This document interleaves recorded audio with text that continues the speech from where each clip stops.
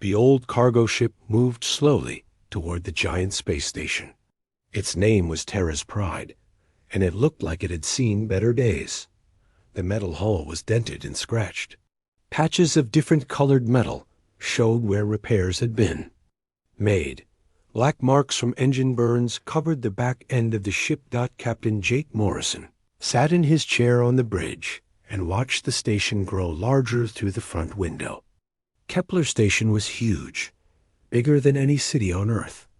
Hundreds of ships moved around it like insects around a bright light. Most of those ships looked new and shiny. They had smooth lines and glowing lights.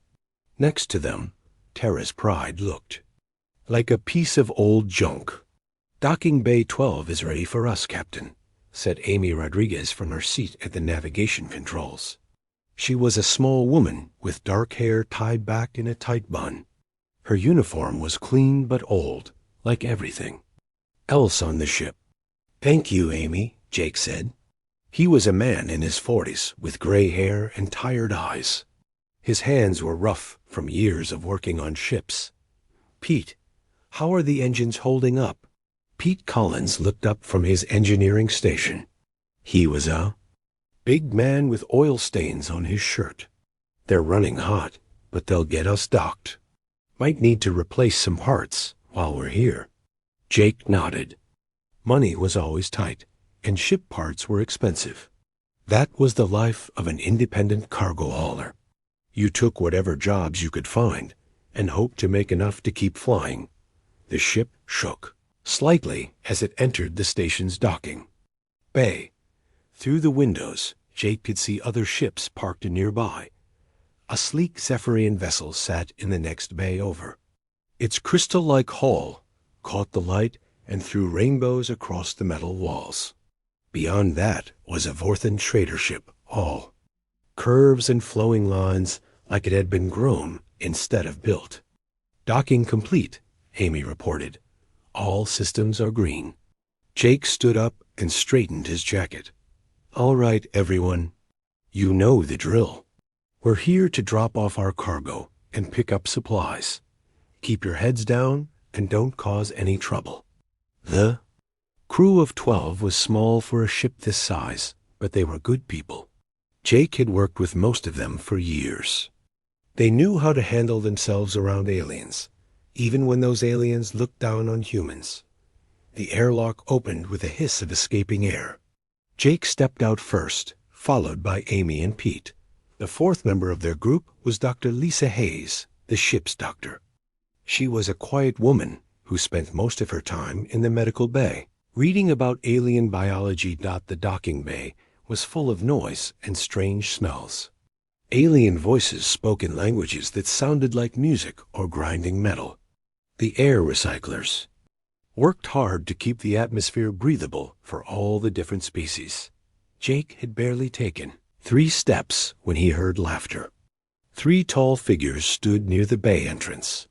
They were Zephyrians, with bodies that looked like they were made of living crystal.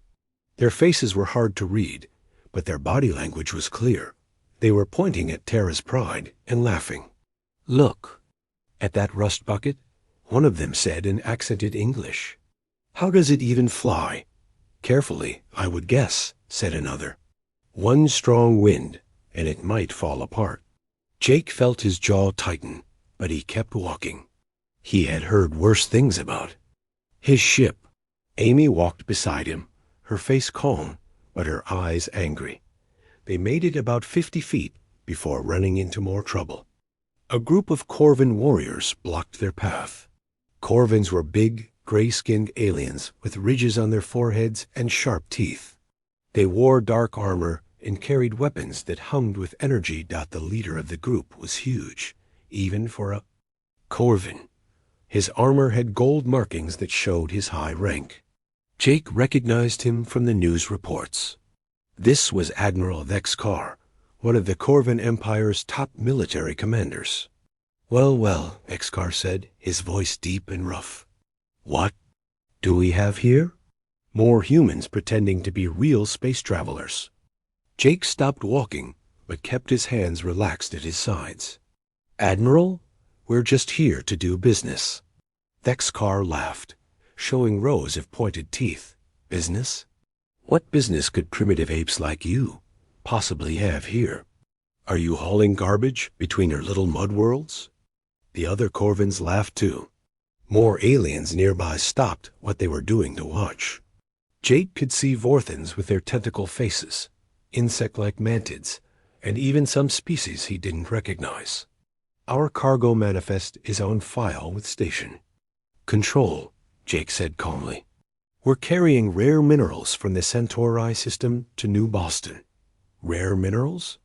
Thexcar moved closer. He was almost 8 feet tall, and his shadow fell across Jake like a dark cloud. I find it hard to believe that humans could mine anything more valuable than dirt. Pete stepped forward, his hands clenched into fists. Hey, watch your mouth, Scaleface. Amy grabbed Pete's arm before he could do something stupid. Thexcar's eyes gleamed with interest. He liked it when people got angry. It gave him an excuse to hurt them. Your pet monkey has spirit, Thexcar said to Jake, but no brains. Perhaps I should teach him some manners. The tension in the air was thick enough to cut with a knife. Other aliens backed away, sensing that a fight was about to start. Jake knew that if things went bad here, his crew would be in serious trouble. The Corvins had friends in high places, and humans were still newcomers to galactic politics. There's no need for that, said a new voice. Everyone turned to see a tall, elegant figure approaching. It was Station Commander Velthur, a Zephyrian with silver crystal skin and ancient eyes. Admiral Thexcar, surely you have better things to do than harass legitimate traders. Thexcar's expression darkened, but he couldn't ignore the station commander. Of course, Commander. I was simply curious about our human visitors. I'm sure you were, Velthur said smoothly. Captain Morrison, welcome to Kepler Station. I trust your journey was pleasant? Jake nodded, grateful for the interruption. It was, thank you. We're looking forward to doing business here. Velthur's crystalline features seemed to smile. Excellent. I do hope you'll find our facilities ... adequate for your needs. There was something in the way he said it that made Jake think the commander knew more than he was letting on. But before he could think about it too much, Thexcar spoke again. Tell me, human, the Corvin Admiral said, his voice full of mock curiosity.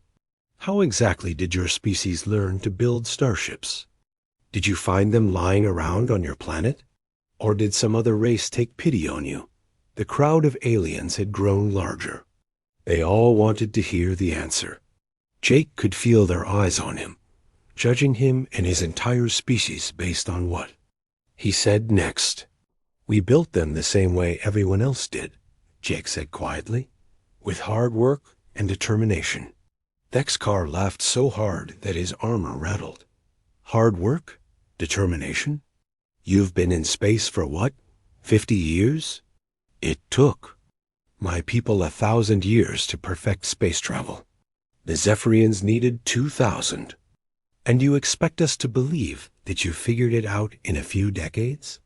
Maybe we're just fast learners, Amy said, her voice sharp with anger. Or maybe, Thexcar said, leaning down until his face was close to Jake's, you're lying. Maybe you stole the technology. Maybe you're nothing but thieves and pirates pretending to be civilized. The words hit Jake like a physical blow. Around them, the alien crowd murmured agreement. They looked at the humans with suspicion and contempt. To them, humans were just another primitive species that had gotten lucky. Jake wanted to tell them the truth. He wanted to explain what Terra's pride really was, what all the human ships really were. But he couldn't. Not yet. The time wasn't right. Instead, he just smiled and said, Think whatever you want, Admiral. We're here to trade, not to argue. Thexcar straightened up, disappointed that he hadn't gotten a bigger reaction. Very well. But mark my words, human. Your species' luck will run out someday. And when it does, The galaxy will remember what you really are." With that, the Corvan admiral turned and walked away, his warriors following behind him. The crowd began to break up, but Jake could still hear their whispered comments. Words like primitive and inferior, and how did they even get here? Commander Velther watched the humans with interest. "You handled that well, Captain." Many species would have responded with violence. "Violence never solved anything," Jake said, though his hands were still shaking slightly from anger. "Perhaps not," Velther agreed, "but it does reveal character, both in those who use it and those who choose not to." The commander walked away, leaving Jake and his crew alone in the docking bay. Around them, the business of the station continued. Ships came and went, cargo was loaded and unloaded, and deals were made in a dozen different languages. But Jake couldn't shake the feeling that something had changed. The way the aliens looked at them, the questions they asked, the suspicion. In their voices, it was getting worse. And sooner or later, someone was going to want real answers. He just hoped his crew would be ready when that day came. The commercial district of Kepler Station was a maze of shops, bars, and trading posts.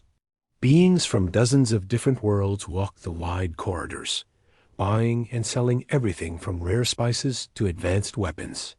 The air was thick with the smell of alien food and the sound of translators working overtime. Pete Collins walked alone through the supply section, looking for engine parts. His shopping list was long, and his budget was short. Every part he needed seemed to cost twice what it should. That was the problem with being human in alien space. Everyone saw you coming. He stopped at a shop that sold ship components. The owner was a six-armed mantid who clicked his mandibles when he talked. His prices were high, but his parts were good quality. "I need plasma regulators for a Class 5 engine," Pete said, reading from his tablet. The mantid's compound eyes studied him. "Human ship? Those engines are very old design. Very inefficient." "They get the job done," Pete said, trying to keep his voice friendly. "Perhaps you should upgrade to modern technology. I have beautiful Zephyrian engines that would triple your speed." Pete looked at the price display and nearly choked. One of those engines cost more than his entire ship was worth. "Thanks, but I'll stick with what I have." The mantid shrugged with four of his arms. "Your choice. But I do not understand why humans cling to such primitive technology. Are you afraid of progress?" Before Pete could answer, 3 large shadows fell across the shop entrance. He turned to see Corvan warriors standing in the doorway. They were not the same ones from the docking bay, but they had the same look in their eyes, the look of predators who had found easy prey. "Well, well," said the leader, a scarred Corvan with a metal patch over one eye. "What do we have here? A human trying to fix his broken toys?" Pete's hand moved to the tool belt at his waist. He wasn't a fighter, but he wasn't helpless either. "Just buying some parts. Nothing that concerns you." The Corvan laughed and stepped into the shop. His 2 companions followed, blocking the exit. The mantid shop owner suddenly became very interested in organizing his inventory. "Everything about humans concerns me," the Corvan said.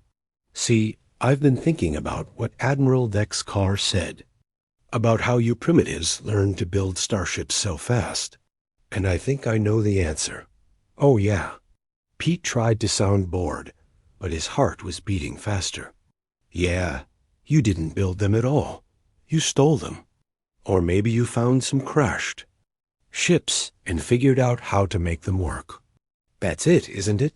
You're just scavengers playing at being space travelers." The accusation hit Pete like a slap.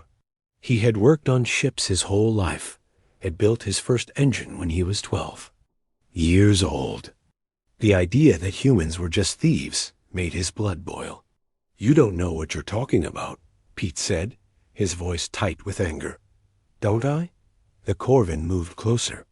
"Then explain it to me. How did a species that just discovered fire A few thousand years ago suddenly start building starships?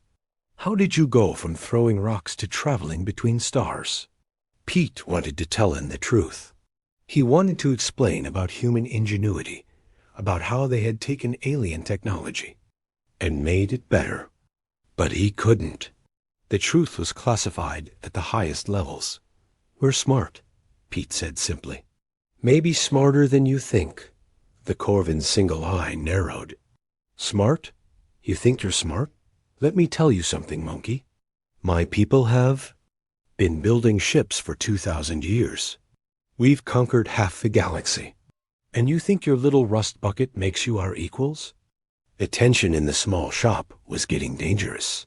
Pete could see the Corvin's hand moving toward his weapon. The shop owner had disappeared into a back room, not wanting to get involved. I don't want any trouble, Pete said, raising his hands. Slightly. Too bad. Because trouble is what you're going to get. The Corvin reached for his weapon, but before he could draw it, a new voice cut through the air. Is there a problem here? Everyone turned to see Amy Rodriguez standing in the shop entrance. She was small compared to the Corvins, but there was something in her posture that made them hesitate. Her hand rested casually on her sidearm, and her eyes were cold as ice. No problem, the scarred Corvin said. Just having a friendly conversation with your pet engineer. Looked pretty unfriendly from where I was standing, Amy said, stepping into the shop. Pete, you done here? Pete grabbed his purchased parts and moved toward the door. Yeah, all done. The Corvin leader blocked his path. Not so fast. We weren't finished talking. Amy's hand tightened on her weapon. Yes, you were. For a moment, nobody moved. The shop was dead quiet, except for the hum of the air recyclers. Then the Corvin laughed and stepped aside. Another time. Humans. Another time. Amy and Pete left the shop quickly, walking fast through the crowded corridors. They didn't speak until they were several blocks away. Thanks, Pete said finally. That was about to get ugly. What did they want? Amy asked. Same thing they all want. To know how we got so good at building ships so fast. They think we're thieves or frauds. Amy nodded grimly. It's getting worse. The questions, the suspicion. They're starting to figure out that something doesn't add up. Meanwhile, in another part of the station, Captain Jake Morrison was having his own conversation. He sat across from Commander Velthar in a quiet restaurant that served food from a dozen different worlds. The Zephyrian commander had invited him for what he called a diplomatic meal. I must apologize for Admiral Dexkar's behavior, Velthar sighed, his crystal features reflecting the soft light. He can be ... intense. He's suspicious, Jake said, cutting a piece of synthetic meat. They all are. Can you blame them? Velthar leaned back in his chair. Your species appeared on the galactic stage very suddenly. Most civilizations take millennia to develop space travel. You did it in decades. Jake met the commander's gaze. Maybe we had good teachers. Perhaps. Or perhaps you are simply more resourceful than anyone gives you credit for. There was something in the way Velthar said it that made Jake think the commander knew more than he was letting on. But before he could ask, the Zephyrian continued. Tell me, Captain, how long have you been running cargo? About 10 years, Jake said. Started with a small ship, worked my way up. And before that, Jake hesitated. His real background was classified, but he had practiced his cover story many times. I was in the Earth Defense Force, military transport. Pilot. Ah, a soldier. It explains your calm under pressure. Velthar sipped his drink, which glowed faintly blue.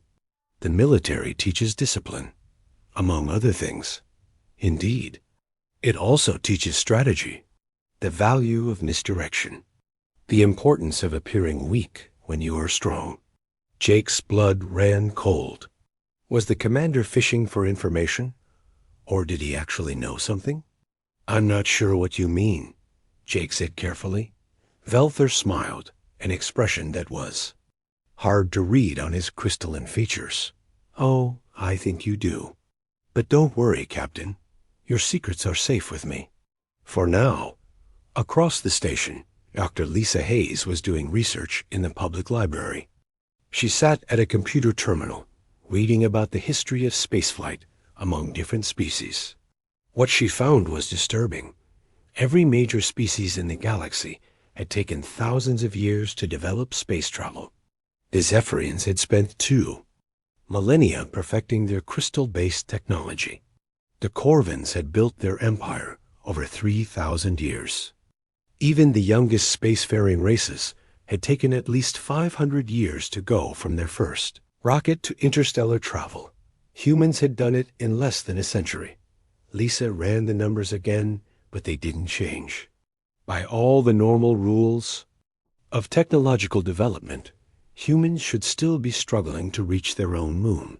Instead, they were shipping cargo between star systems and holding their own against species that had been in space for millennia. She found records of other species' reactions to human expansion. The early reports were dismissive. Humans were seen as a minor curiosity, a primitive species that had somehow stumbled onto space travel. But as the years passed, the tone changed. Confusion replaced dismissal. Suspicion replaced curiosity. Now, Lisa realized, they were approaching something much more dangerous: open hostility. She was so absorbed in her research that she didn't notice the figure approaching until a shadow fell across her screen. She looked up to see a Vorthan standing beside her terminal. His tentacled face was impossible to read, but his body language seemed friendly. "Dr. Hayes, isn't it?" The Vorthan said in accented English. "I am Kickstall. I deal in ... information." Lisa saved her work and turned to face him. "What kind of information?" "The kind that keeps people alive," Kickstall said, his tentacles writhing slightly. "I have been watching your crew since you arrived. You are in danger." "What kind of danger?" "Corvin kind. Admiral Vex Carr is not satisfied with embarrassing you in public. He plans to follow your ship when you leave the station." Lisa's heart skipped a beat. "Follow us? Why?" "To board your vessel. To search it. To find out what makes humans so successful in space."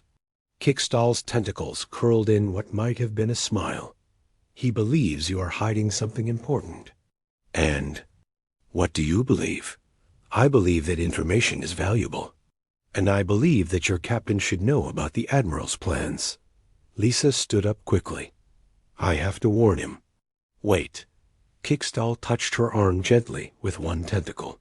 "There is something else. Something you should know about your own species." W. The loading of Terra's Pride took 6 hours. Cargo containers filled with rare minerals from the Centauri system were loaded into the ship's hold by automated systems. Jake watched the process from the bridge, but his mind was elsewhere.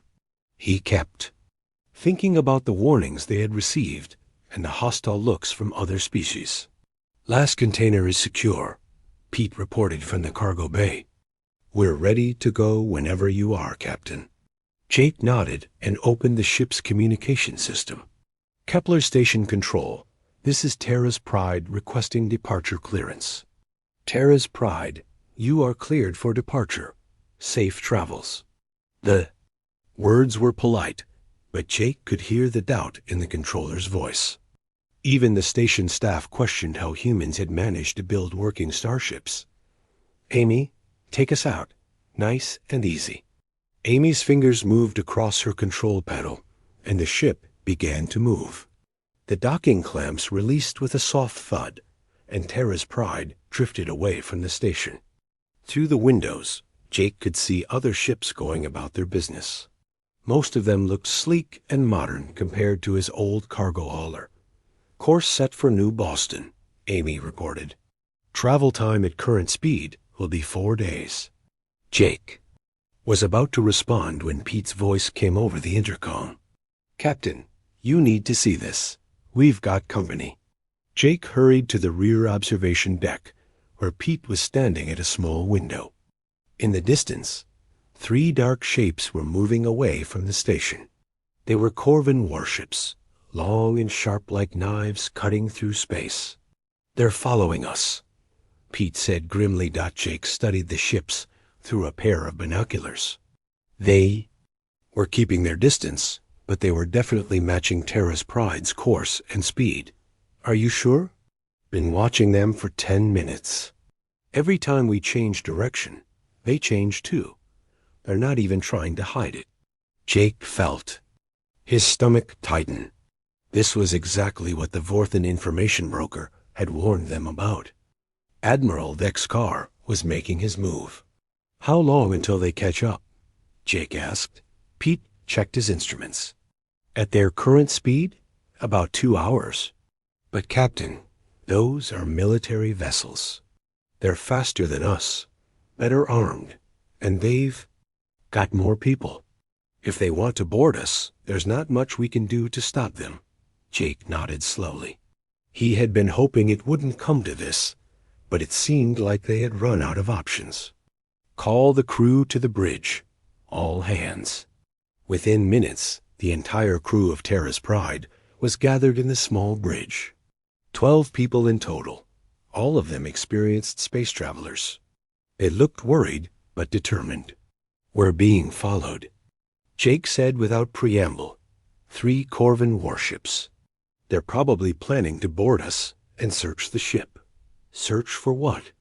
Asked Tony Martinez, the ship's communications officer. For whatever they think makes us so good at space travel, Dr. Hayes said. They don't believe we developed our technology naturally. So what do? Amy asked. We can't outrun them. And we sure can't fight them. Jake looked around at his crew. These were good people, all of them. They had signed up for cargo hauling, not warfare. But they were also more than they appeared to be, just like their ship. We could try to hide, suggested Maria Santos, the ship's computer specialist. There's an asteroid field near the Titan Nebula. If we can make it there, we might be able to lose them. That's 50 light years away, Pete said. They'll catch us long before we get there. Not if we push the engines, Jake said quietly. Pete stared at him. Captain, these engines weren't designed for that kind of stress. We push them too hard, and we'll blow the whole ship apart. Will we? Jake asked, his voice calm.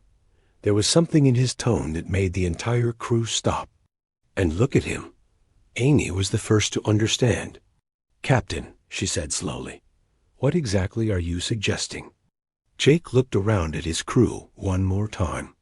They had been together for years, had shared dangers and adventures across the galaxy.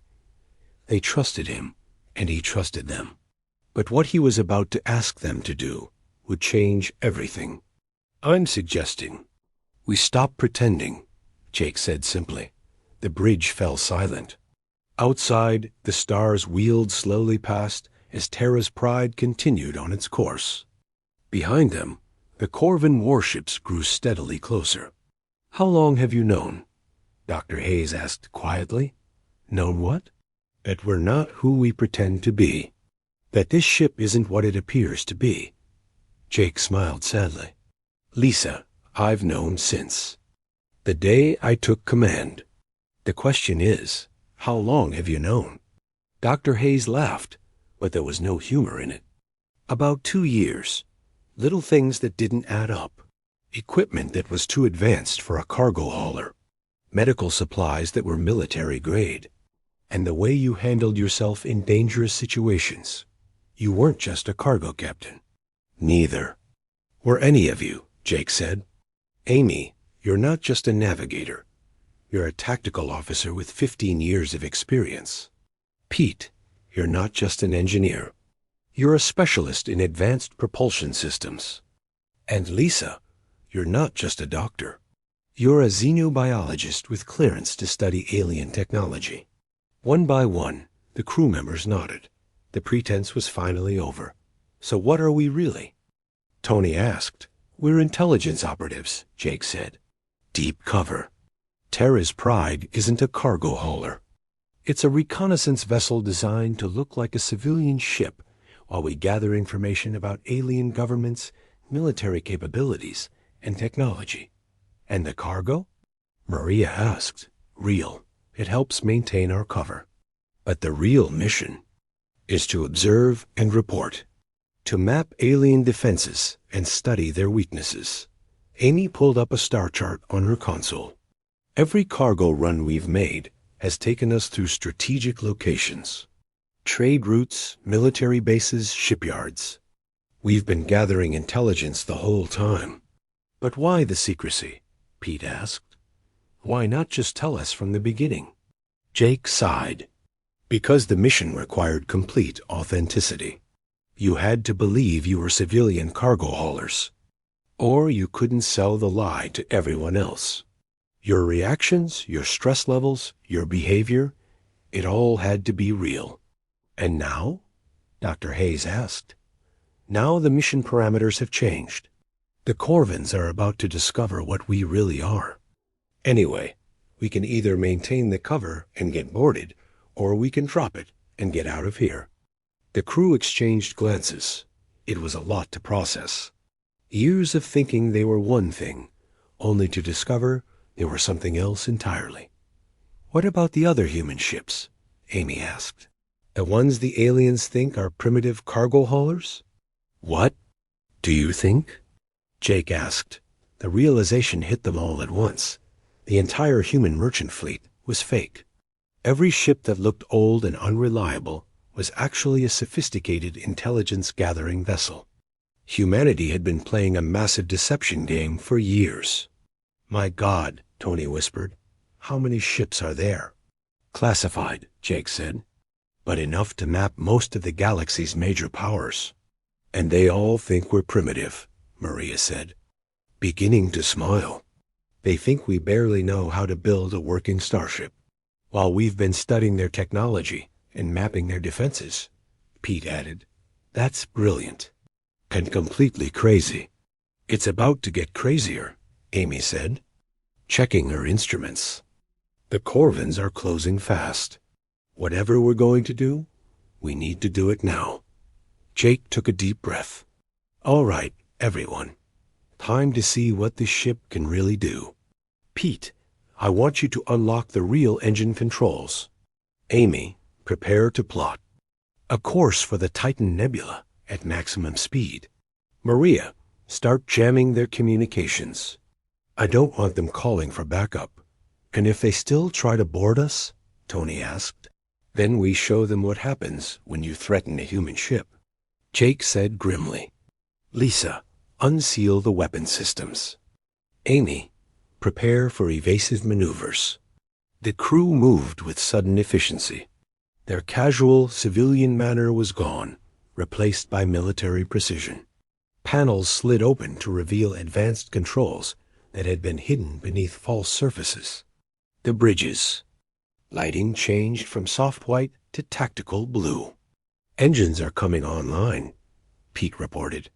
Real engines, not the fake ones we've been using. We've got power levels that would make a Corvin cruiser jealous. Communications are jammed, Maria added. They can't call for help. Weapons are ready, Dr. Hayes said, her voice steady despite the magnitude of what they were doing. Defensive systems are charging. Jake settled into his captain's chair, which had transformed into something that looked more like a command. Station. Amy, when I give the word, I want you to accelerate to maximum speed. Show them what human engineering can really do. Amy's hands hovered over her controls. Ready, Captain? Behind them, the Corvin warships had closed to within firing range. Their weapons were powering up, and Jake could see smaller ships launching from their bays. Boarding parties, ready to take control of the primitive human vessel. They're hailing. U.S., Tony reported. Admiral Vexcar wants us to surrender. Put him through, Jake said. The Admiral's scarred face appeared on the main screen. His single eye glowed with satisfaction. Captain Morrison, you will shut down your engines and prepare to be boarded. Resistance is futile. I'm afraid I can't.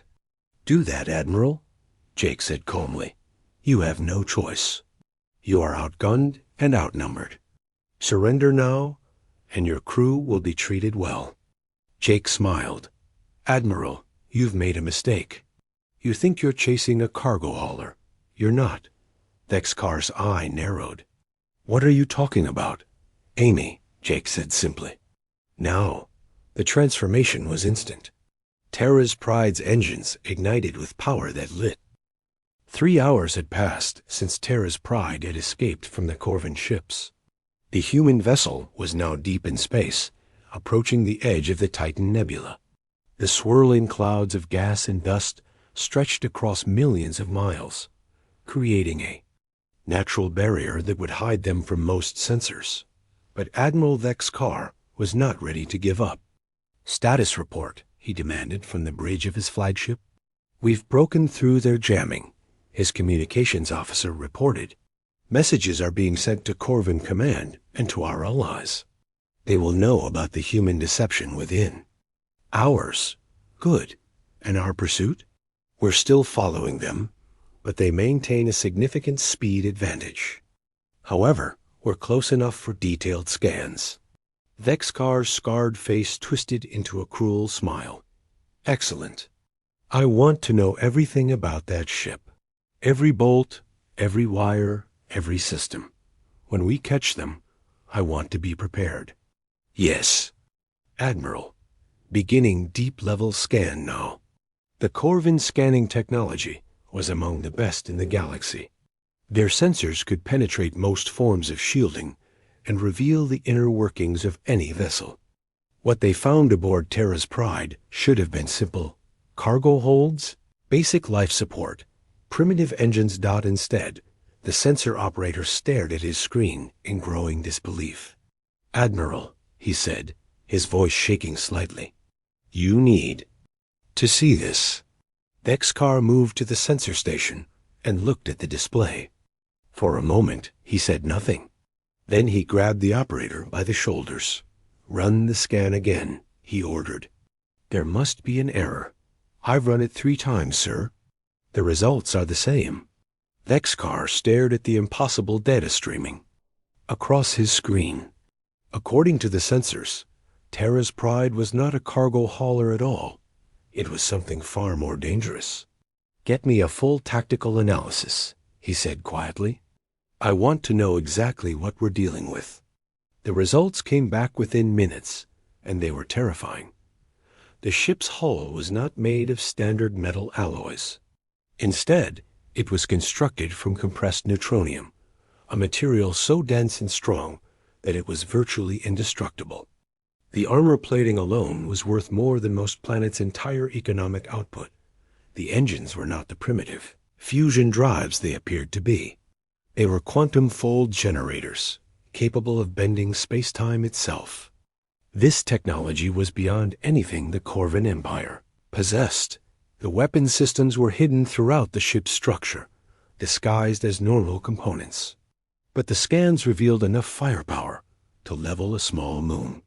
Particle beam cannons, plasma torpedoes, and energy shields that could withstand a direct hit from a battle station. But the most shocking discovery was in the cargo hold. Admiral, a tactical officer said, his voice barely above a whisper. The cargo... it's not minerals. What is it? People, sir. Humans, but not civilians. These are soldiers, Marines, and they're in some kind of suspended animation. There are over 300 of them. Thexkar felt his blood turn to ice. 300 human soldiers, hidden aboard a ship that was supposed to be carrying rocks and metal. This was not a cargo hauler that had stumbled onto advanced technology. This was a military vessel on a secret mission. How many ships like this do the humans have? He asked. Unknown, sir. But if this is representative of their merchant fleet, Thexkar didn't need him to finish the thought. The human merchant fleet consisted of thousands of ships, all traveling throughout the galaxy. If even a fraction of them were military vessels in disguise, then humanity had been playing a game of deception on a scale that was almost unimaginable. Send.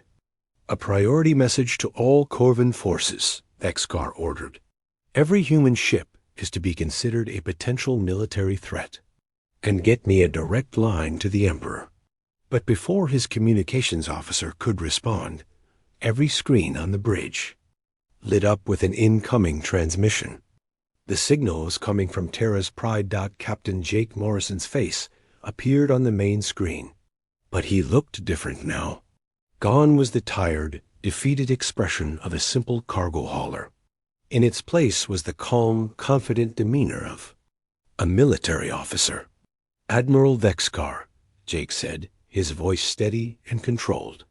I believe you have some questions. Vexcar found his voice. What are you? I'm exactly what I've always been. A human starship captain. The question is, what did you think I was? You're military. This is a warship.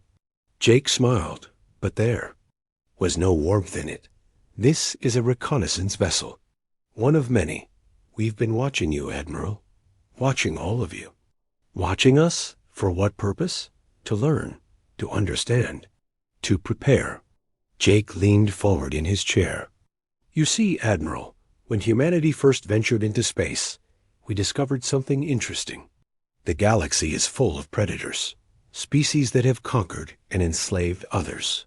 Species that see newer civilizations as threats to be eliminated. Vexcar's jaw tightened. You're talking about the Corvin Empire, among others, so we made a decision. We would not announce our presence with fanfare. We would not reveal our true capabilities. Instead, we would appear weak while we learned everything we could about our potential enemies. Enemies? Vexcar snarled. We offered you trade agreements, diplomatic relations. You offered us the same thing you offer all younger species. Subjugation disguised as partnership. We've seen your history, Admiral. We know what happens to civilizations that trust the Corvin Empire. The bridge of the Corvin flagship fell silent. Everyone was listening to this conversation, and everyone understood the implications. You've been spying on us, Vexcar said. We've been protecting ourselves, Jake corrected. Every time one of our cargo haulers visited a Corvin world, we learned something new. Your ship designs, your military strategies, your weapon capabilities. We mapped your trade routes, your supply lines, your defensive positions. That's impossible. We would have detected your activities.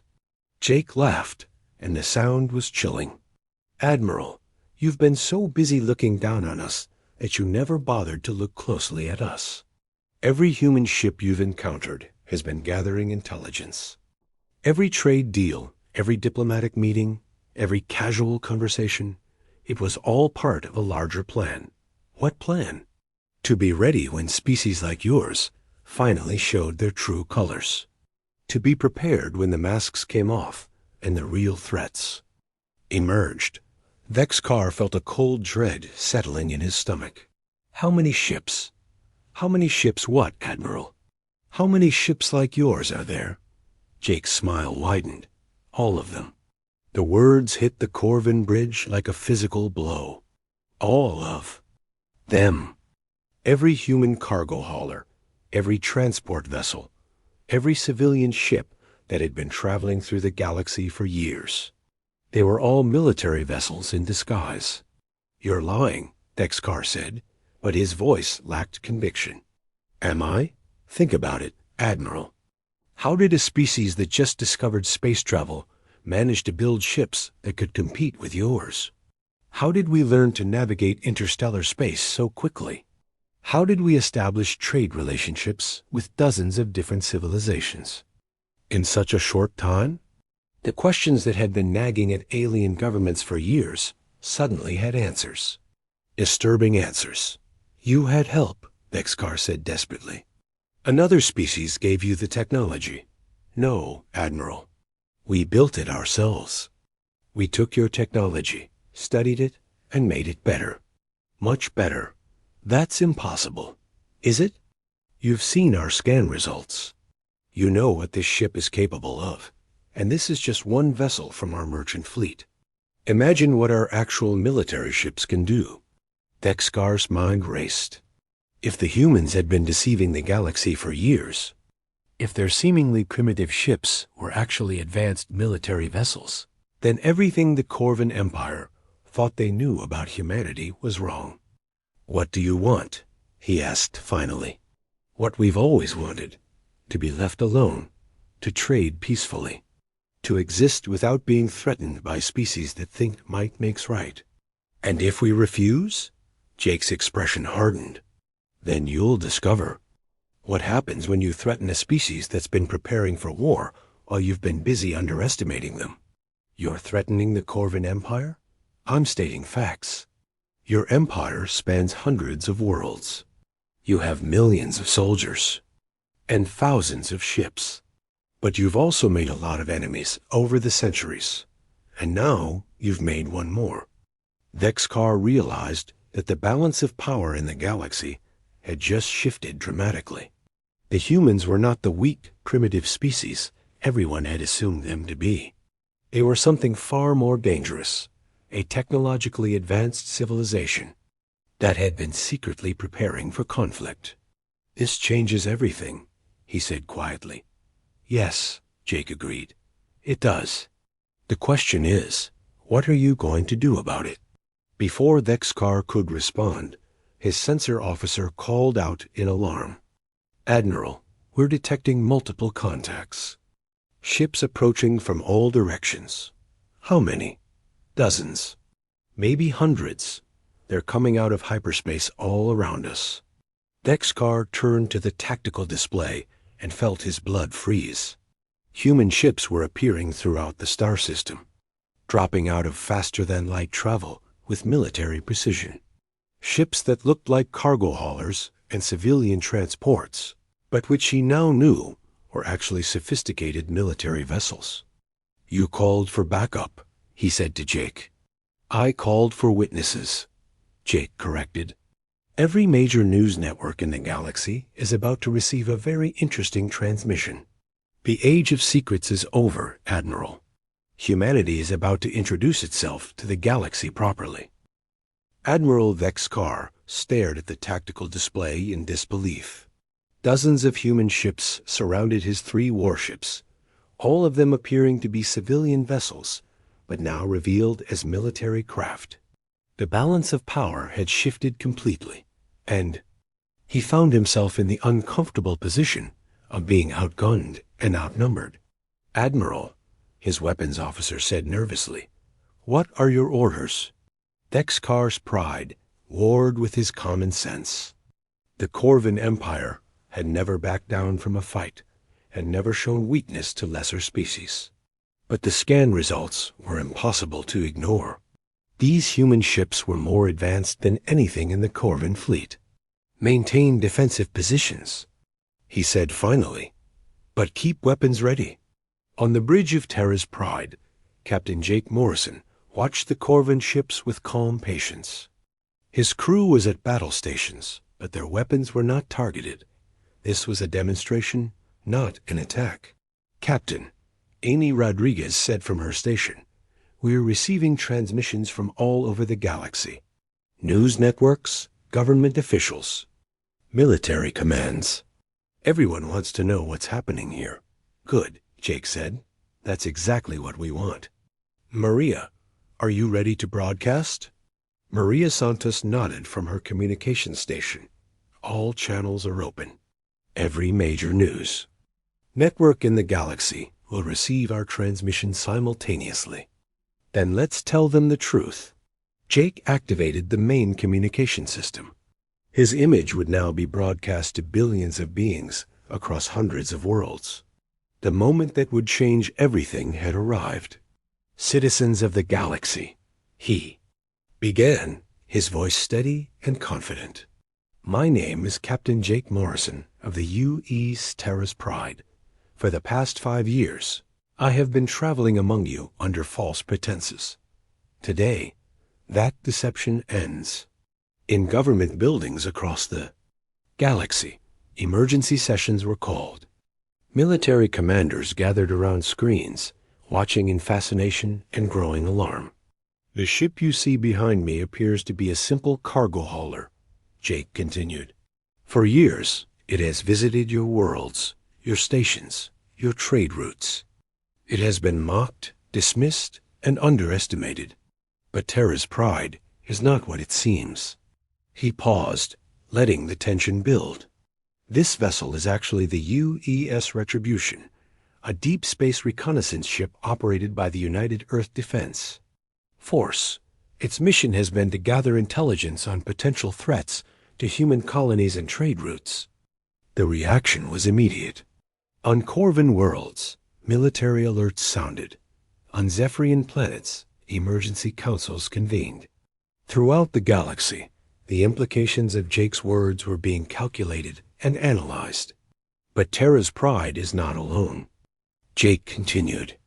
Every human ship you have encountered, every cargo hauler and transport vessel, every civilian craft that has seemed primitive and inefficient, they are all military vessels operating under deep cover.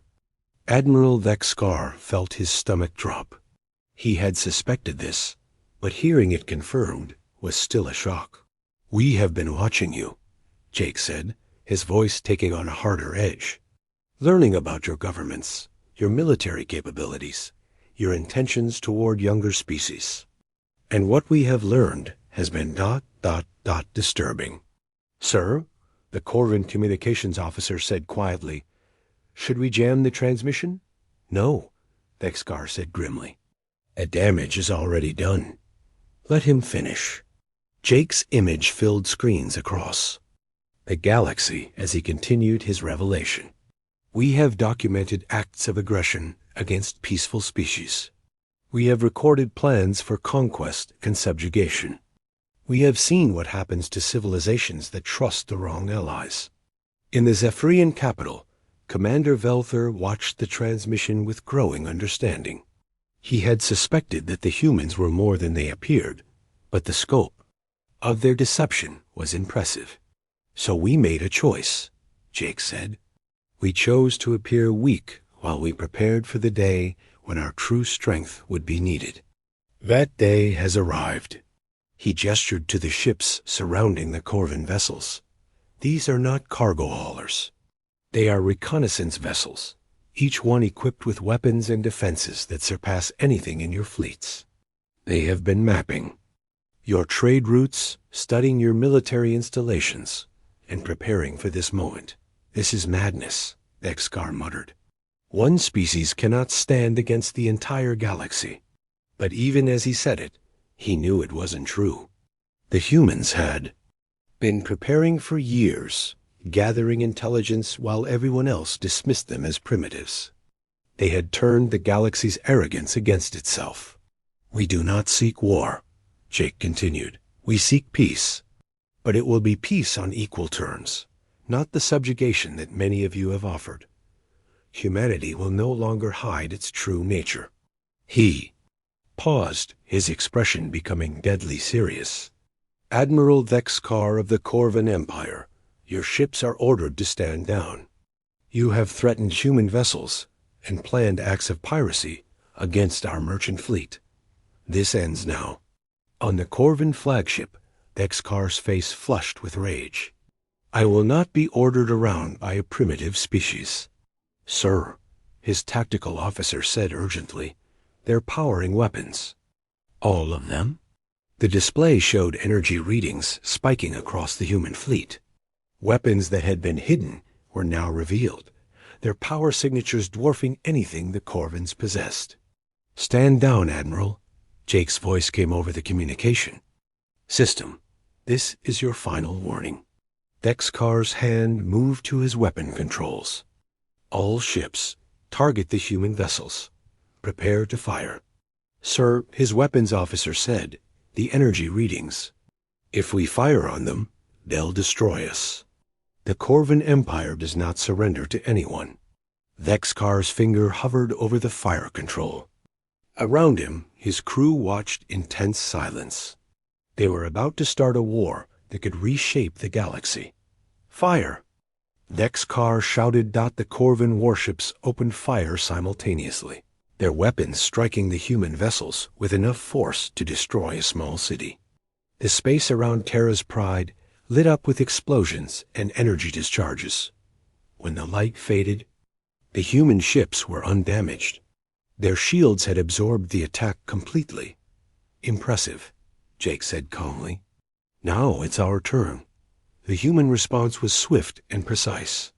Instead of destroying the Corvin ships, they systematically disabled them. Weapons were surgically removed, engines were shut down, and communication arrays were severed. Within 90 seconds, 3 of the galaxy's most advanced warships had been reduced to helpless hulks. No casualties, Jake announced. We do not kill unless we have no choice. But we will defend ourselves against any threat.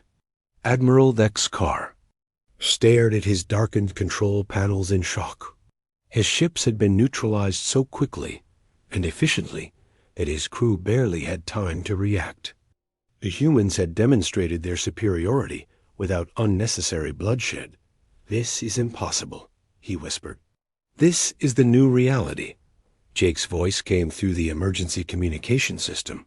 Your ships will be towed to the nearest neutral station. Your crews will be unharmed. But your government will receive a message about the consequences of threatening human vessels. Across the galaxy, the reaction to the demonstration was immediate and dramatic. Some species called for immediate military action against the humans. Others demanded diplomatic conferences. A few wise leaders began drafting new policies for dealing with humanity as equals rather than inferiors.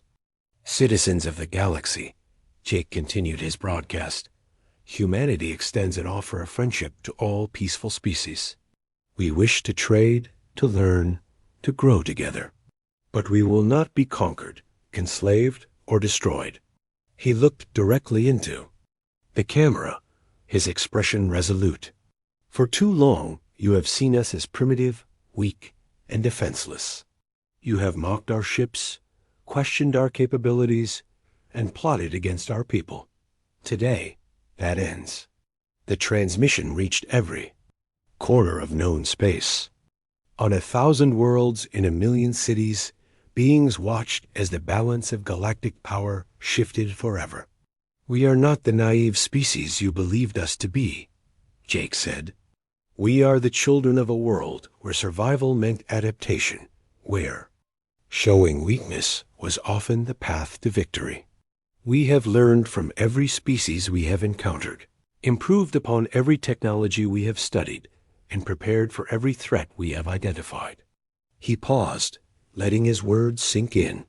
The galaxy now has a choice. You can accept humanity as equals and partners, working together for mutual benefit. Or you can continue to see us as enemies and discover just how dangerous a truly advanced species can be. The broadcast ended, leaving the galaxy in stunned silence. The age of human deception was over. In its place was something far more challenging, the age of human honesty. On Terra's Pride, Jake turned to his crew. Well done, everyone. Signal the fleet to return to their assignments. We have a lot of work to do. What kind of work? Amy asked. The kind that comes with no longer hiding who we are. We're going to have to rebuild our relationships with half the galaxy. Some species will want to be our friends. Others will want to be our enemies. We need to be ready for both. As the human fleet began to disperse, each ship returning to its cover mission, Jake reflected on what they had accomplished. The secret was out, but that was only the beginning. Now came the hard part, living with the consequences of their revelation. In the weeks that followed, the galaxy began to adjust to its new reality. The Corvin Empire, humbled by their defeat, entered into tense negotiations with human representatives. The Zephyrian Confederation offered formal diplomatic recognition. Other spec Captain Zixtal pressed his scaly fingers against the control panel of his ship. The Dominion's Edge was one of the best research ships in the Vorthek Empire. Its metal walls hummed with power as it moved through the dark space between stars. "Captain, we are getting strange readings from Sector 7, said Lieutenant Korth, his voice crackling through the speaker system. The young Vorthek officer had been watching the scanner screens for hours. Zixtal turned his large reptilian head toward the main screen. His yellow eyes studied the data flowing across it. For 3,000 years, the Vorthek had ruled the galaxy. They had destroyed every other race that tried to challenge them. The humans had been the last to fall, and that was so long ago that most Vorthek barely remembered them. "What kind of readings?" Zixtal asked. His forked tongue flicked out to taste the air, a habit he had when thinking. "Energy signatures that do not match any known technology, sir. The source appears to be hidden in the asteroid field at the edge of the system." Zixtal walked to the front of the bridge. Through the large window, he could see the distant glow of stars. The asteroid field was still too far away to see with the naked eye, but the ship's sensors were very good at finding things that did not belong. "How long since we detected it?" he asked. "Approximately 2 hours, sir. The signals are getting stronger as we approach." This was interesting. The Vorthek Empire had explored most of the galaxy over the past 3 millennia. They had found the ruins of many dead civilizations, but nothing that still had power. Most species had been weak and primitive when the Vorthek found them. The humans had been different. They had actually fought back for a while, but even they had fallen in the end. "Set course for the asteroid field," Zixtal ordered, "and wake up the science team. If we have found something new, the Emperor will want a full report." The Dominion's Edge changed direction, its engines pushing it toward the strange energy source. As they got closer, the readings became even more unusual. The energy was not random. It had patterns, like it was being controlled by something intelligent. Dr. Victor, the ship's lead scientist, arrived on the bridge an hour later. He was older than most of the crew, with darker scales and small scars. From his years of research, he had been present during the final battles against the humans, though he rarely spoke of those days. "Show me the readings," Dr. Victor said, moving to the sensor station. The data made him stop and stare. The energy patterns were complex, more advanced than anything the Vorthek used. But there was something familiar about them, something that made his old memories stir. "This is impossible," he whispered. "What is impossible, Doctor?" Captain Zixtal asked. Dr. Victor looked up from the screens. His eyes were wide with something that might have been fear. "These energy patterns, I have seen them before. Long ago, during the war with the humans, the bridge became very quiet. The human wars were ancient history now. Most Vorthek knew only stories about the strange, stubborn species that had refused to surrender. The humans had been clever, but they had also been weak. The Vorthek had hunted them across the galaxy until none remained." "That is not possible," Captain Zixtal said. "The humans were completely destroyed." "We made sure of that." "Yes, sir, but these readings." Dr. Victor turned back to the screens. They matched the technology signatures from the final human settlements, the ones that disappeared right before we could destroy them. The Dominion's Edge reached the asteroid field 2 hours later. The rocks floating in space were huge, some as large as small moons. Hidden among them was something that should not exist, a massive structure made of metal and crystal, clearly artificial and very, very old. "By the Emperor's claws," Lieutenant Korth breathed. "Look at the size of that thing." The structure was enormous, easily 10 times larger than their ship. It was shaped like a long cylinder with strange curves and angles that hurt to look at. Most of it was dark, but lights were beginning to flicker on in some sections. "It is activating," Dr. Victor sighed, his voice tight with worry. The energy readings are increasing rapidly. Captain Zixtel felt a chill run down his spine. In all his years of service, he had never seen anything like this. The Vorthik were supposed to be the masters of the galaxy. They had conquered every world, defeated every enemy. But this thing, whatever it was, felt different. It felt dangerous. "Send a message to Imperial Command," he ordered. "Tell them we have found something they need to know about. And prepare the boarding teams. We are going to find out what this thing is." As the Dominion's edge moved closer to the ancient structure, more lights began to glow. Deep inside the massive facility, systems that had been sleeping for 3,000 years were starting to wake up. Something was stirring in the darkness, something that had been waiting for this moment. The Vorthik had ruled the galaxy for so long that they had forgotten what it felt like to be afraid. But as they looked at the mysterious structure floating in the asteroid field, some of them began to remember. The humans had been clever, and they had been stubborn. And perhaps, just perhaps, they had been more prepared than anyone had imagined. The age of Vorthik dominance was about to face its greatest test. Hidden in the cold darkness of space, humanity's final gift to the galaxy was beginning to awaken. And when it did, nothing would ever be the same again. Jake Collins felt cold, very cold. He tried to move his fingers, but they would not obey him. His mind was foggy, like he was trying to think through thick water. Slowly, very slowly, warmth began to spread through his body. A soft voice spoke, near his ear. "Revival sequence complete. Welcome back, Jake." Jake's eyes opened. Above him was a curved ceiling made of smooth metal. Lights were blinking in patterns he did not recognize. He was lying on something soft, and there were tubes and wires attached to his arms and chest.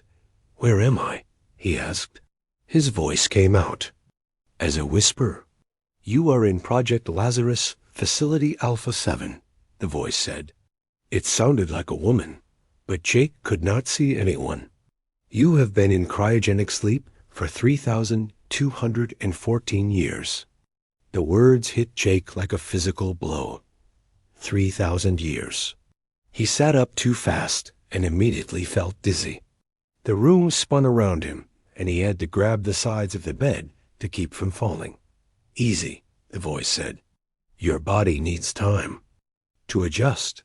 The revival process is always difficult." Jake looked around the room. It was larger than he had first thought, with dozens of other beds arranged in neat rows. On many of them, people were starting to wake up. Some were sitting up. Like him, others were still lying down with their eyes closed. "Who else is here?"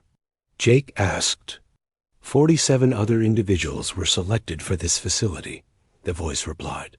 "You are all specialists in military tactics, science, engineering, and other essential skills.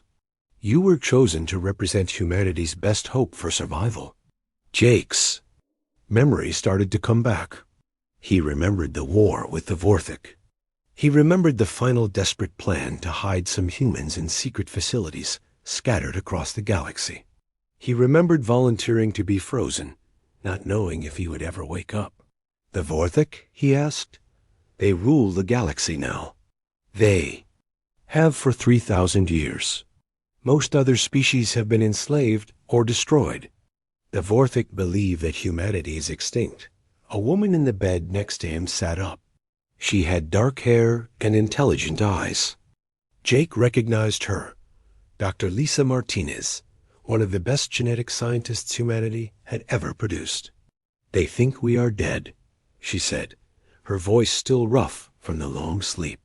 "Good, that gives us an advantage." More people were waking up now. Jake saw Commander Ryan Burke, a man who had been famous for his tactical brilliance during the war. There was Amy Foster, who had been the youngest ship captain in the human fleet, and dozens of others, all carefully chosen for their skills. I'm Helen," the voice said. "I am the artificial intelligence that runs this facility. I was created by Dr. Helen Carter before she died. Her personality and memories serve as the base for my programming." Jake stood up carefully. His legs felt weak, but they held him. "How many facilities like this one are there?" 12 total. Each one contains between 40 and 60 humans in cryogenic sleep. Each facility also contains advanced weapons, ships, and manufacturing equipment. We have been building and preparing for 3,000 years. Dr. Lisa Martinez walked over to join them. "Building what?" "Everything we need to take back the galaxy," Helen said. "Follow me. There is much you need." To see. They walked through corridors that seemed to stretch forever.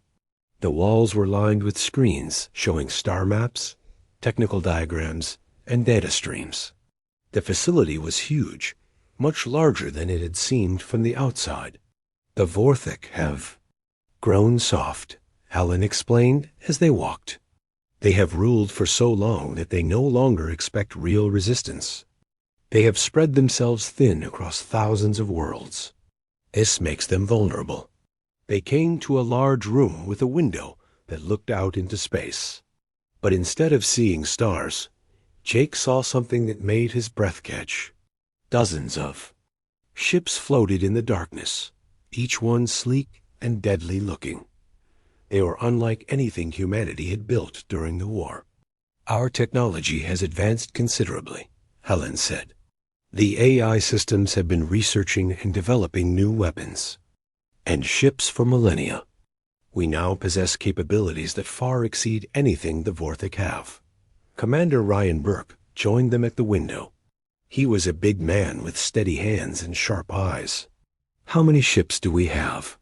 "This facility has 47 combat vessels and over 300 support craft. The other facilities have similar numbers. In total, we have approximately 5,000 ships ready for combat." Jake felt a surge of hope. During the war, humanity had struggled to build even a few hundred ships. Now they had thousands, and each one was more advanced than anything the Vorthik had seen. "What about the other species?" Lisa asked. "Are there any other races left in the galaxy?" Helen's voice took on a different tone.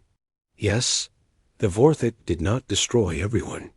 Some species survived by hiding or by proving too useful to kill. Many of them had been waiting for someone to challenge Vorthik rule." The group spent the next several hours exploring the facility.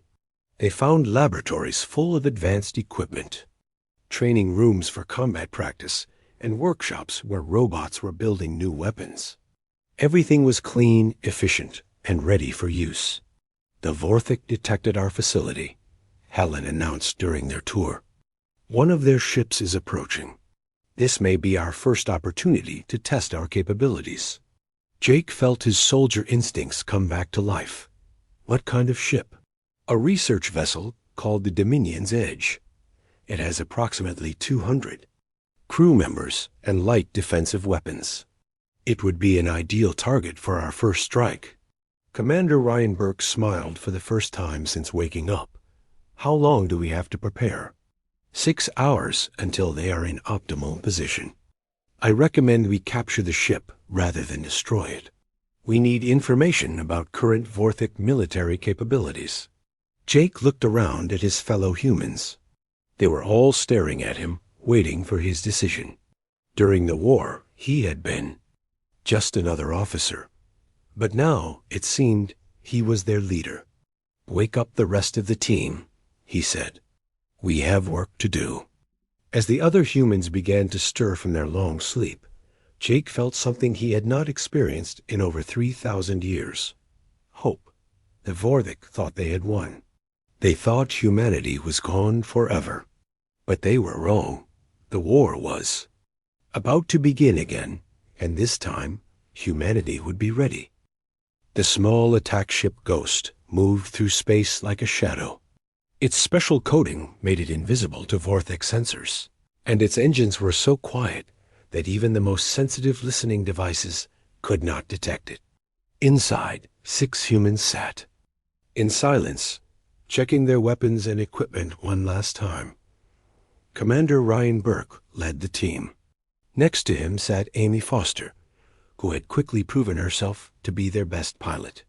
Behind them were 4 other specialists, 2 engineers, a computer expert, and a weapons specialist. All of them had trained for this moment, even though they had been asleep for 3,000 years. "Target in sight," Amy whispered into her headset. Through the front window, they could see the Dominion's Edge hanging in space near the ancient facility. The Vorthic ship looked powerful, but the humans knew it was old technology compared to what they now possessed. "Remember the plan," Ryan said quietly. "We board through the cargo bay, disable their communications, and take control of the bridge. We need prisoners alive for questioning."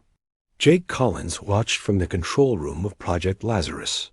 Screens showed him everything that was happening on the attack ship. His heart was beating fast, but his mind was calm. This was what he had trained for his entire life. "Ghost Team, you are cleared for approach," he said into his microphone. "Helen, what is the status of the Vorthic ship?" "The Dominion's Edge has extended their scanning equipment toward our facility," Helen replied. "They are trying to learn more about our structure, but our defenses are blocking their sensors. They do not know we are here." Amy Foster guided the Ghost toward the rear of the Vorthic ship. Her hands moved over the controls with perfect precision. The small attack ship slipped under the larger vessel's sensors and attached itself to the cargo bay door. "Docking complete," she reported. "Beginning hull breach."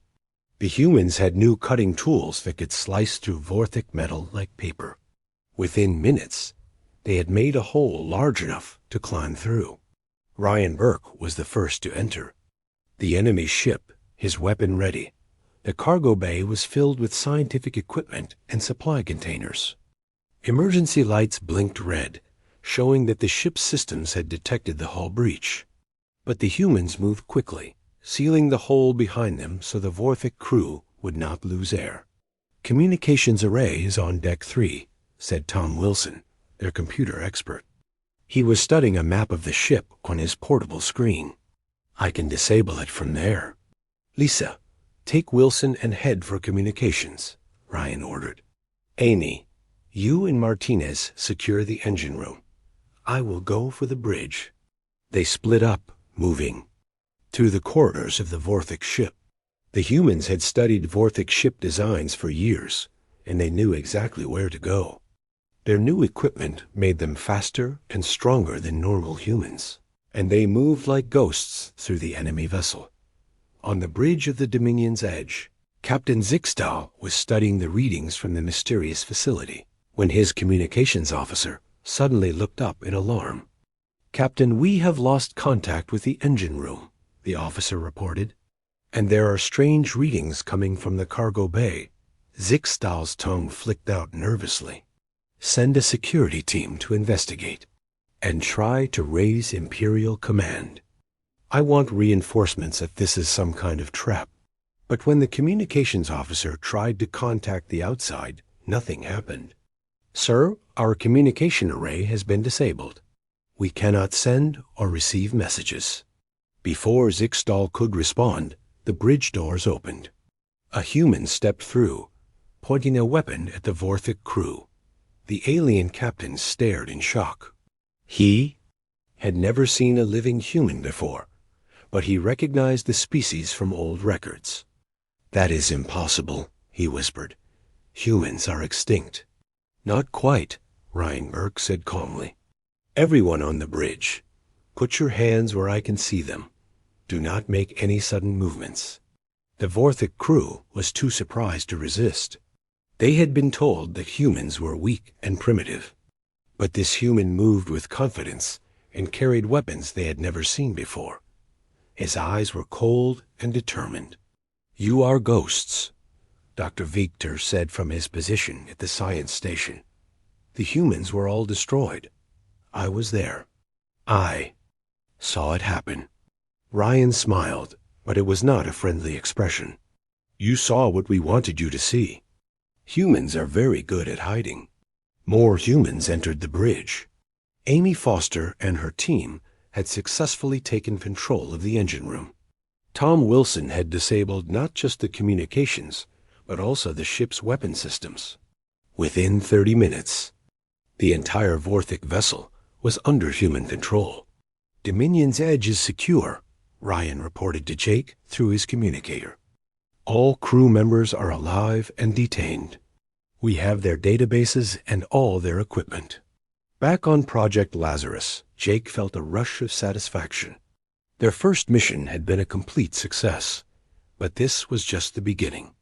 Bring the ship to the facility, Jake ordered. We need to question the crew and study their technology. Dr. Lisa Martinez was already working on the captured Vorthic crew.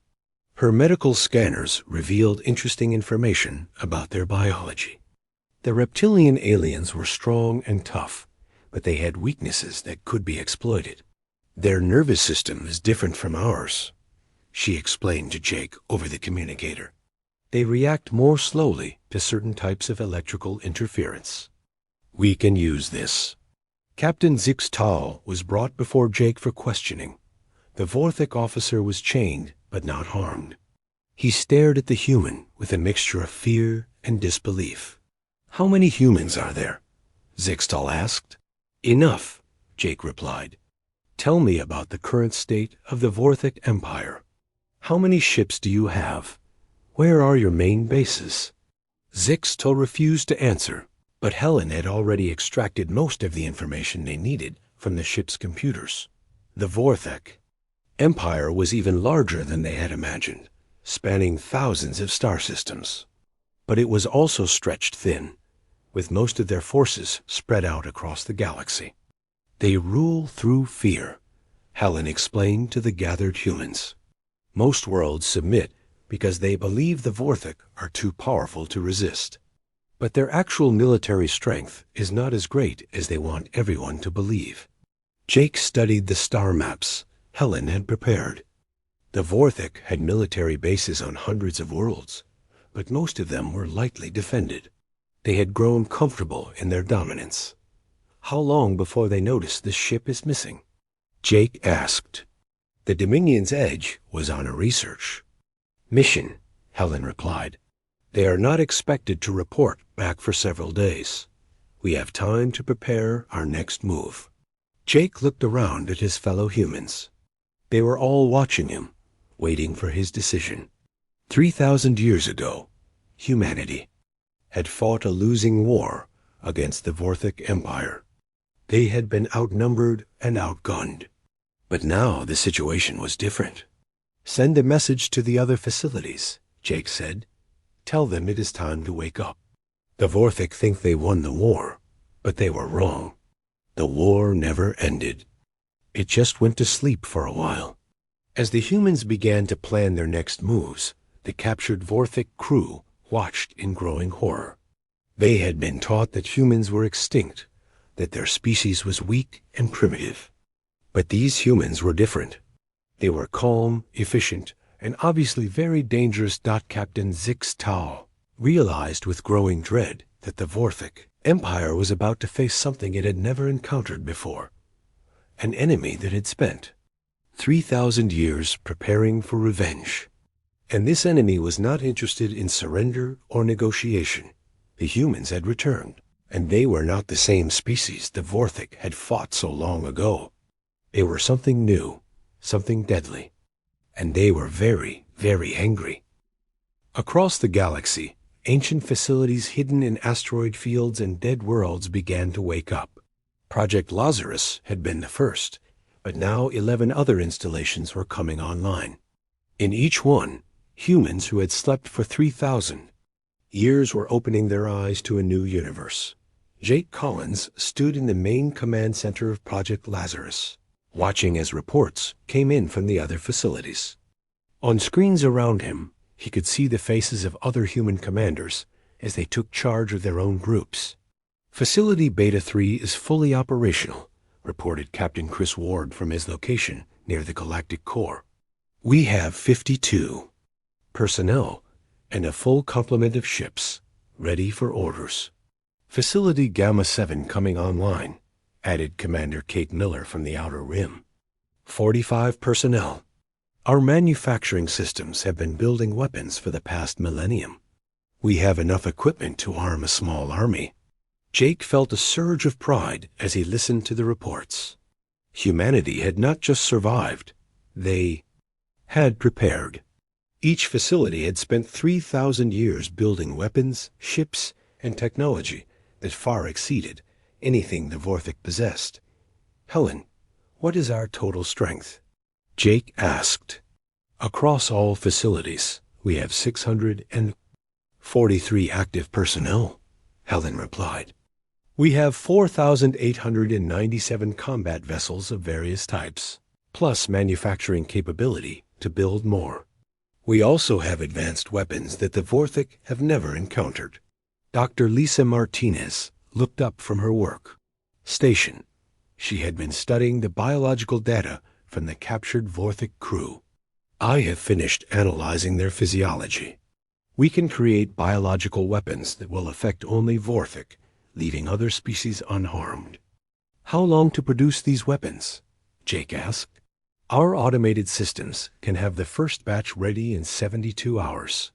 But I recommend we test them on a small scale first. Commander Ryan Burke entered the command center. He had just returned from leading another successful raid on a Vorthic patrol ship. The enemy is starting to notice our attacks. They are increasing security patrols in this sector. Jake studied the galaxy map on the main screen. Red dots showed Vorthic military installations, while blue dots marked human facilities. The Vorthic had thousands of bases, but most were lightly defended. They had grown comfortable in their dominance. We need to change our strategy, Jake said. Small raids are not enough. We need to hit them hard enough to get their attention, but not so hard that they realize what they are facing. Amy Foster, who had become their best pilot, joined the discussion. What about hitting their supply lines? The Vorthic Empire is huge, but they need to move food, fuel, and equipment between their worlds. If we disrupt their supply chains, they will start to panic. Good idea, Jake agreed, but we need to be careful. We want them to think they are facing pirates or rebels, not an organized military force. Helen brought up a new display showing Vorthic trade routes. The Empire depends on regular shipments of rare minerals from the outer systems. If these shipments are interrupted, their military production will suffer. Over the next few weeks, human strike teams began attacking Vorthic supply convoys across the galaxy. The attacks were carefully planned to look like random piracy. Ships would disappear without sending distress signals, or they would be found empty with no clues about what had happened to their crews. At first, the Vorthic leadership did not take the attacks seriously. Piracy was a common problem in the outer systems, and losing a few cargo ships was not unusual. But as more and more shipments failed to arrive, they began to worry. Supreme Overlord Grailtic, ruler of the Vorthic Empire, called a meeting of his top military commanders. The massive reptilian leader was ancient, even by Vorthic standards, and he had personally led the final campaigns against humanity 3,000 years ago. Explain to me why our supply lines are failing, he demanded, his voice echoing through the throne room. General Vekvar, commander of the Imperial fleet, shifted nervously. The attacks appear to be random piracy, Supreme Overlord. We have increased patrols, but the raiders are using advanced stealth technology. Advanced how? Grailtic asked. They can avoid our sensors completely. Our ships never see them coming, and their weapons are more powerful than anything we have encountered from known pirate groups. Grailtic's eyes narrowed. Show me the attack patterns. The general activated a holographic display showing the galaxy. Red marks indicated where Vorthic ships had been attacked or had disappeared. At first, the attacks seemed random, but when viewed together, They formed a pattern that surrounded several important Vorthic worlds. "This is not random piracy," Grailtic said slowly. "This is coordinated military action. Someone is making war on the Empire." "But who?" General Likvar asked. "We have conquered or destroyed every military force in the galaxy. There is no one left who could challenge us." Grailtic stood up from his throne. His massive form cast a shadow over the assembled commanders. "Find out who is responsible. Double the patrols. Question every prisoner. I want answers." Meanwhile, the human attacks continued to escalate. Jake Collins coordinated strikes across multiple star systems, always staying one step ahead of the Vorthic response. His commanders were skilled and experienced, and they had technology that made them nearly invisible. But the humans were not working alone. Word of the attacks had spread to other species that had survived under Vorthic rule. Many of them had been waiting for centuries for someone to challenge the Empire. The Zellari were a crystalline species that had been enslaved to work in Vorthic mines. They could communicate through vibrations in solid matter, making them perfect spies. When they learned that someone was fighting the Vorthic, they began sharing information about Imperial, troop movements, and supply routes. The Nephtai were aquatic creatures that had been forced to work in Vorthic underwater facilities. They controlled several important trade routes through oceanic worlds. When human ships began attacking Vorthic convoys, the Nephtai made sure those convoys took the most dangerous routes possible. Most importantly, the Luminari were energy-based beings that could travel through space without ships. They had been hiding in the outer systems for millennia, watching and waiting. When they detected the human facilities, they made contact. "We have been waiting for someone to challenge the Vorthic," the Luminari representative told Jake during Göring. Their first meeting. "We remember the old wars. We remember when there were many species in the galaxy, before the Vorthic destroyed most of them." "Can you help us?" Jake asked. "We can do more than help. We can show you where the Vorthic keep their most important installations. We can guide your ships through regions of space that even the Vorthic avoid. And we can tell you about other species that are still hiding, waiting for their chance to strike back." As the human campaign intensified, the Vorthic Empire began to feel real pressure for the first time in millennia. Supply shortages caused production delays. Military units were pulled from garrison duty to escort convoys. Morale began to suffer. As soldiers wondered what they were fighting against, Emperor Grailtic became increasingly paranoid. He ordered mass arrests of suspected rebels and had entire worlds search for hidden enemy bases. But the humans were too well hidden, and their alien allies were too skilled at misdirection. "Someone is playing games with us," Grailtic told his commanders. "They hit us just hard enough to hurt, but not hard enough to reveal themselves. They want us to make mistakes." He was right. Jake Collins was deliberately provoking the Vorthic into overreacting. Every time they increased security in one sector, the humans would attack somewhere else. Every time they sent reinforcements to protect supply lines, the humans would strike at undefended installations. The Vorthic Empire was being slowly bled to death, and they did not even know who was holding the knife. "It is time for the next phase," Jake announced to his commanders during their weekly meeting. "We have weakened their supply lines and forced them to spread their forces thin. Now we need to make them desperate. What do you have in mind?" asked Ryan Burke. Jake smiled, but it was not a pleasant expression. "We are going to hit them where they least expect it. We are going to attack their capital world." The room fell silent. The Vorthic capital was the most heavily defended world in the galaxy. It was surrounded by massive fleets and protected by weapons that could destroy entire star systems. "That is suicide," Amy Foster said quietly. "Not if we do it right," Jake replied. "We are not going to invade their capital. We are just going to let them know that we can reach it whenever we want. And when they realize that their most important world is not safe, they will panic. The plan was simple but dangerous. A single human ship would sneak through the Vorthic defenses and attack a minor target on the capital world. The attack would do little real damage, but it would send a message. Nowhere in the Vorthic Empire was safe. 3 days later, the impossible happened. A small explosion destroyed a communications tower on the Vorthic capital world. The attack lasted only seconds, and no one was killed. But the message was clear. Someone had reached the very heart of the Vorthic Empire, and they had done it without being detected. Emperor Growltech received the news in his throne room. For the first time in his long life, he felt something he had not experienced in millennia: fear.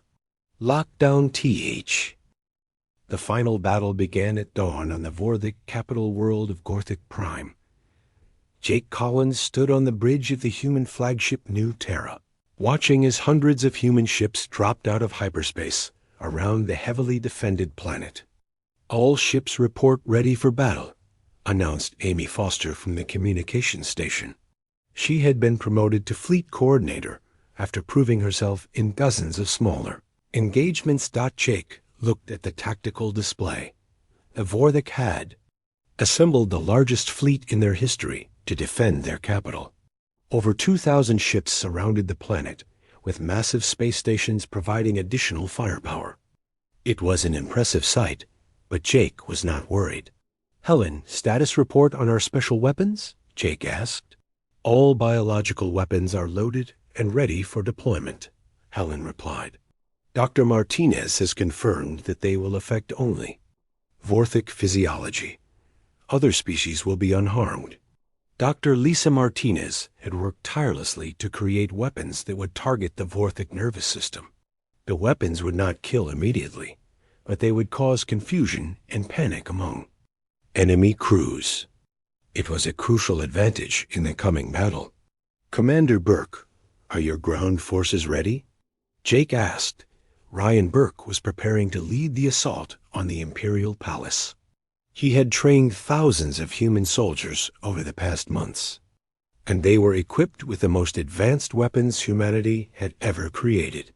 "Ready and waiting," Ryan replied. "The Zelari have provided us with detailed maps of the palace. We know exactly where to find the Emperor." The Zelari had been invaluable allies. Their ability to communicate through solid matter had allowed them to spy on the Vorthic leadership for months. They had also helped coordinate rebellions on dozens of worlds across the galaxy. Supreme Overlord Growltech watched from his command center as the human fleet approached. He had finally learned the truth about his mysterious enemies. Captured prisoners had revealed that humanity had returned, and they were seeking revenge for the destruction of their species. 3,000 years, he muttered to himself. They have been planning this for 3,000 years. General Vekvar stood beside him, studying the tactical displays. "Their ships are more advanced than ours, but we outnumber them 5-1. We can win this battle." Grailtic was not so confident. The humans had proven themselves to be clever and resourceful. They had spent millennia preparing for this moment, and they would not have come unless they were certain of victory. "Begin." The attack, he ordered. The space around Gorthic Prime erupted in fire and light. Vorthic ships launched thousands of missiles at the human fleet, while energy weapons carved deadly lines through the darkness. But the human ships were faster and more maneuverable than anything the Vorthic had ever seen. Jake watched as his ships danced through the enemy fire, their shields deflecting most of the damage. The new human technology was working perfectly. Their ships could take hits that would destroy Vorthic vessels, and their weapons could penetrate enemy shields with ease. "Deploy the biological weapons," Jake ordered. Across the battlefield, human ships fired special missiles that released clouds of microscopic organisms. The organisms were designed to pass through Vorthic life, support systems, and affect the alien crews without harming other species. Within minutes, the effects became clear. Vorthic ships began to drift out of formation as their crews became confused and disoriented. Some ships fired at their own allies by mistake. Others simply stopped fighting altogether as their crews struggled to think clearly. The biological weapons are working perfectly, Dr. Martinez reported. Enemy coordination is breaking down across the entire fleet. Jake felt a grim satisfaction as he watched the Vorthic fleet fall into chaos. This was justice for every human world that had been burned, every human child that had been killed, every human dream that had been destroyed. All ships, begin the final assault, Jake ordered. The human fleet moved forward like a pack of wolves. Their ships were sleek and deadly, designed by artificial intelligences that had spent millennia perfecting the art of war. They cut through the confused Vorthic fleet with brutal efficiency. Meanwhile, Ryan Burke led his ground forces toward the planet's surface. Transport ships carried thousands of human soldiers, all equipped with advanced armor and weapons. They were supported by alien allies who had been waiting for this moment for centuries. The Nephtai had seized control of the planet's oceanic facilities, cutting off underwater supply routes. The Luminari were disrupting communications across the planet, making it impossible for the Vorthic to coordinate their defenses. And the Zelari were guiding human forces through the planet's underground tunnel systems. Landing zone secured, Ryan reported, as his forces touched down near the Imperial Palace. Beginning advance on the primary target. The palace was a massive structure that had been built to show the power of the Vorthic Empire. It was surrounded by walls that were supposed to be impregnable, defended by weapons that could level entire cities. But the humans had been planning this assault for months. "Charges placed," reported one of Ryan's engineers. "Bring down the wall in 3, 2, 1... The explosion shook the ground for miles around. A section of the palace wall simply vanished, leaving a gap large enough for vehicles to pass through. Human soldiers poured through the opening, their weapons cutting down any Vorthic who tried to resist. Inside the palace, Emperor Grailtic received reports of the human advance with growing despair. His personal guard was falling back on all fronts. The weapons that had protected his empire for millennia were useless against human technology. "Evacuate the Emperor," General Vic Var ordered. "We can still get him to safety." But Grailtech refused to run. He had ruled the galaxy for over 1,000 years. He had personally overseen the destruction of dozens of species. He would not flee from the ghosts of his past. "No," he said firmly. "I will face them here. If the humans want their revenge, they will have to take it from me personally." Ryan Burke and his soldiers fought their way through the palace corridors. The Vorthic defenders were brave, but they were outmatched. Human weapons could penetrate their armor, and human soldiers moved with precision that came from years of training. "Emperor located," Ryan reported. "Throne room, top level. Heavy resistance." Jake listened to the reports from his command ship. The space battle was nearly over. Most of the Vorthic fleet had been destroyed or disabled. The few ships that remained were trying to flee, but human vessels were faster and caught them easily. "Admiral Foster, how many enemy ships remain active?" Jake asked. "Less than 200, Amy replied. "They are attempting to retreat, but our pursuit ships are intercepting them. This battle is over." Jake felt a moment of quiet satisfaction. The Vorthic Empire's main fleet had been destroyed. Their capital world was falling. After 3,000 years of waiting, humanity was finally getting its revenge. "Commander Burke, report," Jake said into his communicator. "We have reached the throne room," Rian replied. "The Emperor is here, along with about 50 guards. They are not surrendering." Jake made his decision. "I'm coming down. This is something I need to finish personally." 20 minutes later, Jake Collins walked through the ruined palace toward the throne room. The fighting had moved deeper into the building, but the corridors were littered with the bodies of Vorthic defenders. Human soldiers stood at attention as their commander passed. The throne room was a vast chamber with a ceiling that disappeared into darkness. At the center sat Emperor Grailtic on a throne made of black metal. He was surrounded by his personal guard, all of them armed and ready to fight to the death. So, Grailtic said as Jake entered the room, "The humans have returned." At last, I wondered when this day would come. Jake walked forward, his weapon ready but not raised. "You remember us then?" "I remember destroying your species," Grailtic replied. "I remember watching your worlds burn. I remember the satisfaction of knowing that the universe would be better.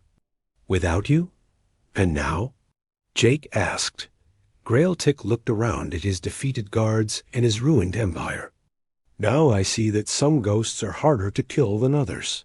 The final battle was brief but fierce. The Emperor's guards fought with desperate courage, but they could not match human technology and training. One by one, they fell until only Grailtic remained. The Emperor drew his personal weapon, a massive energy sword that had been passed down through generations of Vorthic rulers. "If you want your revenge, human, you will have to take it yourself." Jake drew his own weapon, a simple butt, deadly blade forged from materials that had not existed during the Old War. "This is for Earth, for Mars, for every human world you destroyed." The duel lasted only minutes. Grailtic was strong and experienced, but Jake was faster and had better equipment. When it ended, the Emperor of the Vorthic Empire lay dead at Jake's feet. "It is finished," Jake said quietly, but the war was not over. Across the galaxy, human forces were liberating worlds that had been enslaved for millennia. The Vorthic Empire was collapsing, but Jake was determined that the peace would be different from the war. No genocide, he ordered his commanders. The Vorthic will be defeated, but not exterminated. We will not become the same monsters they were. The Vorthic species was given a single world to call home. Their technology was taken away, their empire dissolved. But they were allowed to live,